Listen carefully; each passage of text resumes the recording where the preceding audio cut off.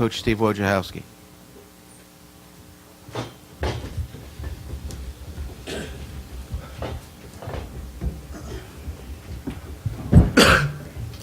Whenever you're ready. Okay. You want me to start with those, Steve? Sure.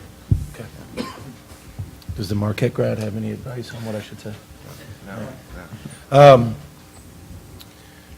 Proud of my team. Obviously, we have a great deal of respect for St. John's.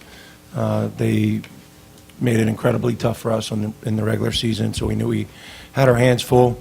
Our guys really responded to new season. That's how we're approaching it, 0-0, and we're proud of the first step in the new season.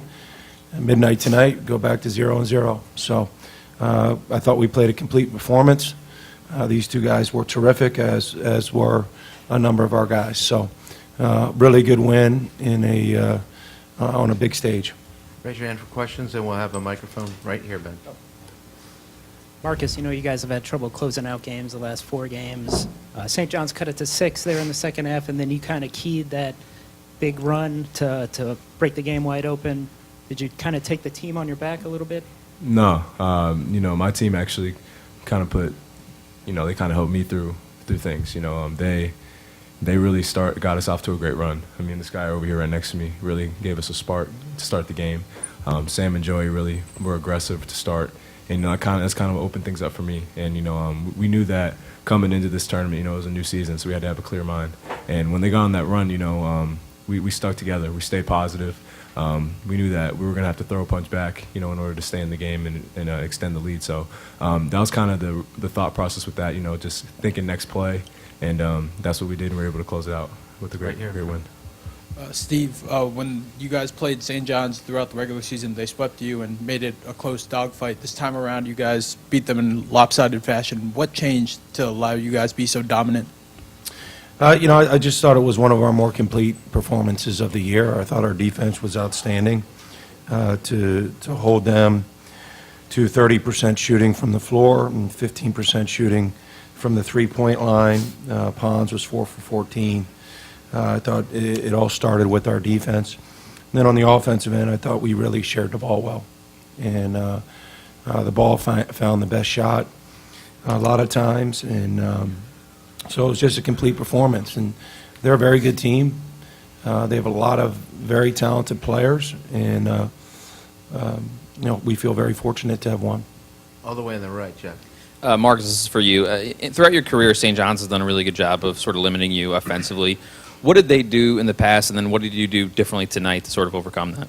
They definitely used their length and their athleticism to their advantage. They would speed me up a lot, and kind of what was the difference tonight was, giving my teammates, they really stepped up big in terms of taking control of the game from the early start.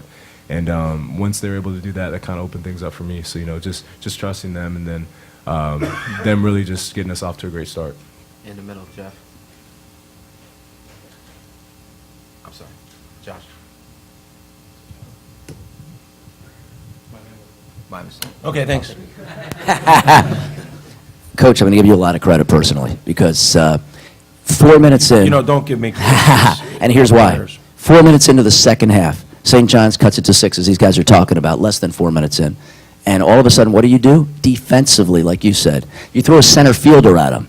If people were watching the defense, you had 2 guys surrounding when they would start a drive because they had 3 three-pointers the entire game.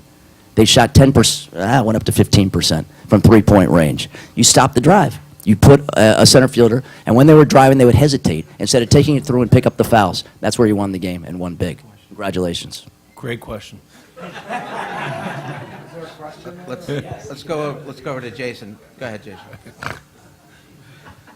Write that. Put it all over the internet. Steve over here on your left. Obviously, Markus is a tremendous talent. He went out for 30 tonight, and he can seemingly get 30 anytime. But is he at his best when he creates for others as well? Look, Markus is Big East Player of the Year for a reason. It's not just because he can score. I mean, you're talking about a complete player whose every team's game plan is geared to stop him. And so what he's been able to do this year is fantastic. It's hard when you command that much attention from a defense to make a great decision every time, especially when the ball's in your hand a lot. But he's done that more times than not.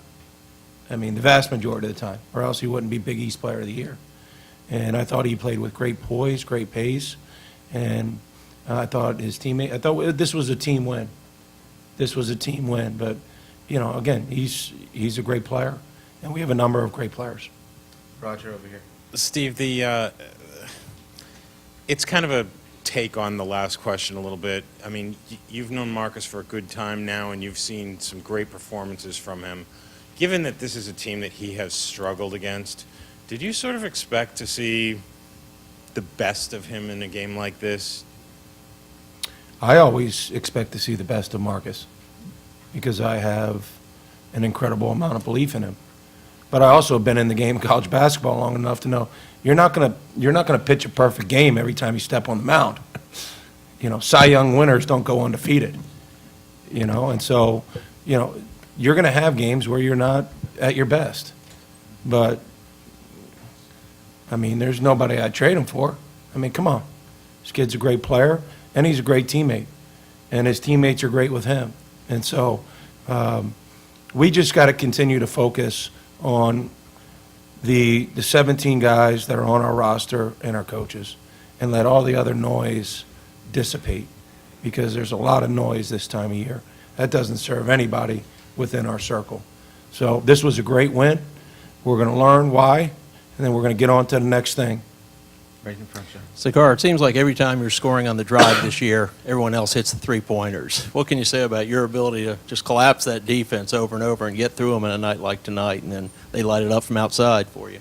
Yeah, that really was just a big focus going into the game, just trying to penetrate and be able to create for other teammates. You know, obviously I have terrific shooters around me, Sam, Joey, and obviously Markus. You know, so I just want to get in there, be able to make a great decision when I go in whether it's being on the finish or kick it out for the three. You know, so just a read off it. You know, there's no question that our team is at our best when Sacar's in attack mode. And when he's attacking, at the end of that attack, when he makes good decisions, our team takes on a whole nother level, and he did that tonight. Down here on the right, John. Marvin Clark's been a player that's really caused some issues in the past, but you hold him to no points today. What adjustment was made defensively specifically on him to stop that? You didn't like my answer? You know, obviously we put a number of different guys on him, and you know, Sam and Joey were the two primary defenders, and I thought they did a really good job on him. All right, right behind. Steve, can you just speak to what you guys did differently against Pons this time around? I mean, he had two really good games the first time out, hold him to 14 points, just 4 field goals. What was different about the way you defended him this time around? I thought we had great urgency and alertness defensively against him. I thought we didn't allow him to play in space because when he's allowed to play in space, you know, obviously he's a great player. And he hurt us, but I think he's averaging 22 points a game, so he must have hurt more than just us. And then we tried to make it hard for him to get it back when he gave it up. All right, this is going to have to be the last one, Adam. Steve, I assume you think St. John's is an NCAA tournament team, and if so, what could they do in the tournament? How much problems could they present with you? Yeah, I mean, obviously I'm not on the committee, but you know, they're a terrific team. They're unusual in that they start 5 guys who can all play on the perimeter. They have terrific isolation players, and they have a guy in Pons who can take over a game. So their defense is unusual because they can switch all screens, whether it's on ball or off ball. So, you know, I think they're an NCAA tournament team. I'm hopeful that'll be the case. I personally think they're worthy of it, but I'm not sure the committee cares what I think. Marquette, thank you. Thanks. Thank you. Thanks, Marcus.